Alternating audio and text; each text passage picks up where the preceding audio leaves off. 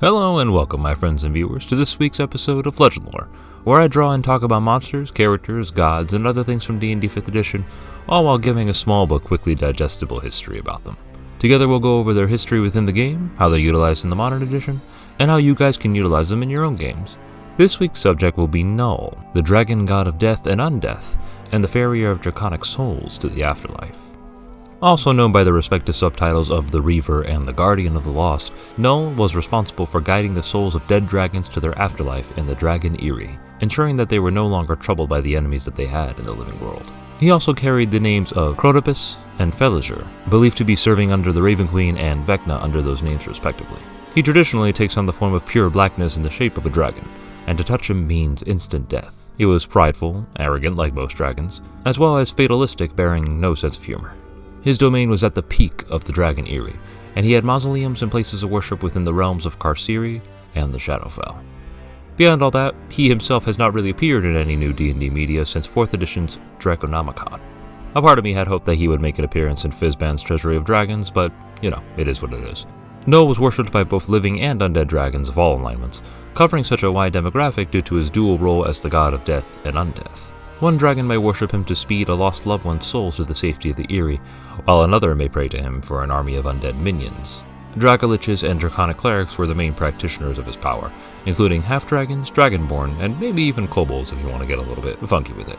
Temples to Null took the form of dimly lit underground caverns, where dragons of all kinds made their way to these places before they died. Upon their death, their remains lay strewn across the floor, including whatever treasure the dragons had been wearing, and their spirits would also serve as spectral guardians to protect these temples from being plundered. Two canonical centers of worship include the Well of Dragons, a colossal naturally formed cauldron, and the Crypt of Dragons, a colossal tomb that held the great shrine to Null in his non-evil aspect. In terms of dogma, Null worshippers were preoccupied with necromantic investigations, necromancy, and the philosophical contemplation of death. Most of them believed that all life eventually led into death, and that death itself was simply another kind of existence. However, true death, that being the death of the soul and the prevention of reincarnation, was final and absolute. Worshippers more keen on his evil aspect taught that death and decay were inevitable and omnipresent, and that dragons should realistically incorporate aspects of death into their normal everyday lives, in order to truly be strong and be prepared for the inevitable. Embracing death in life heralded that one day, the afterlife would be a part of the living world as well, which is really a terrifying prospect for a dragon to believe in and wish to see imparted upon the realm. Some rituals that Null worshippers practice include the Drawing Down ceremony and the Nullification. The Drawing Down was held once every lunar month and started on the night of the waning half-moon, lasting for a fortnight before culminating at the new moon. During this time, dragons of every breed performed elaborate ceremonies of corporeal internment as they sent the spirits of the recently deceased to Null to be guided to the Eyrie. The Nullification, however, took place during a full solar eclipse, during which worshippers of Null rampaged throughout the world, causing destruction and devastation everywhere that they struck.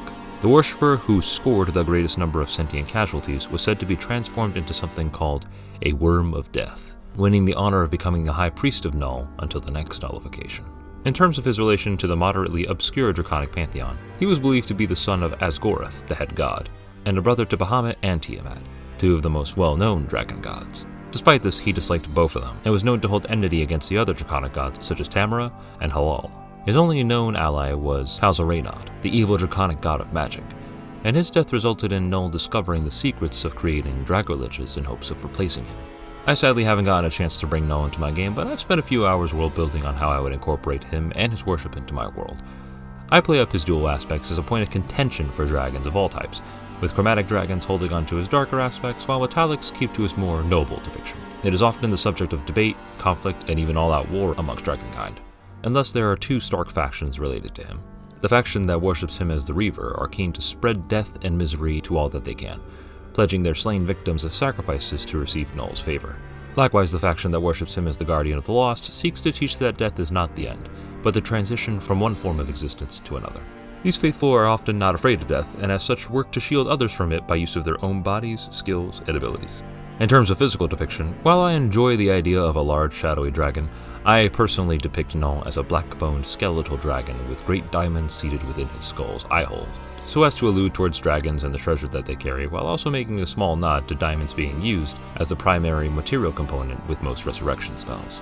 In terms of classes that I like to align with Null, Zealot Barbarians as well as Clerics of the Twilight, Death, Grave, and War domains all fit for any god of death, and Null's dualistic nature allows for a variety of different interpretations. Meanwhile, Ancestral Barbarians, properly skinned Echo Knight Fighters, Way of the Long Death and Mercy Monks, Undying or Undead Warlocks, Phantom Rogues, Necromancy Wizards, and all manner of Paladins can fit into the more martial aspect of Null's Reaver form, spreading death with their bare hands and the many necromancy-themed abilities that they can wield. And of course, the draconic aligned classes of the Drakeborn and Ranger, Ascendant Dragon Monk, and Draconic Sorcerer can also fit for any of the Dragon Gods. Using everything that we've gone over above, here are a few character concepts and adventure hooks that you guys can use in your games. Firstly, a nihilistic death cult to Null would be the perfect enemy for your players to face, possibly led by a dragon-aligned necromancer or even a dragolich at higher levels. Having just attained his new form of immortality, the necromancer, lich, or dragolich could be conducting a crusade to establish his presence as a ruling tyrant within the realm, cultivating a following of fanatical clerics and like-minded warmongers to serve as his henchmen. All the cities he burns, the people he eats, and treasure that he takes are gifts for Null the Reaver. And Zealot Barbarians, Death Clerics, Necromancers, and many other classes would be perfect for this kind of character. And while it would predominantly fit as a evil NPC or BBEG for your campaigns, you could possibly run an evil character with this goal in mind, depending on your party.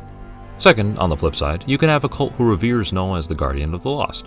Instead of razing villages and killing dozens of innocents, they engage in funerary rites of dragonkind and protect many of the temples of Null strewn about the land. Grave robbers, treasure hunters, and tomb raiders always come pecking at the remains of those dragons who have passed on, and even kind-hearted adventurers can come wandering into these places by accident, ignorant to the true purpose of the dungeon they delve in.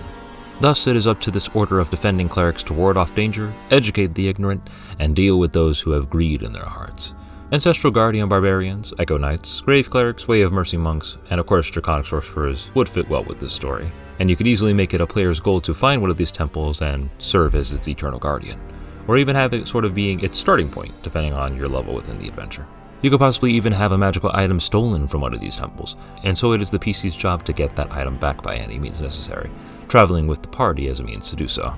It only then becomes a question of whether or not your party worships the death-dealing Reaver, or the rest-seeking Guardian of the Lost. Speaking of the Lost, our magic item for this video is the Stave of the Lost, a staff formed of black wood with a head that is carved with the appearance of two skeletal dragon heads, one with its eyes closed at rest and the other with its eyes wide open, its mouth ready to heave its deadly breath.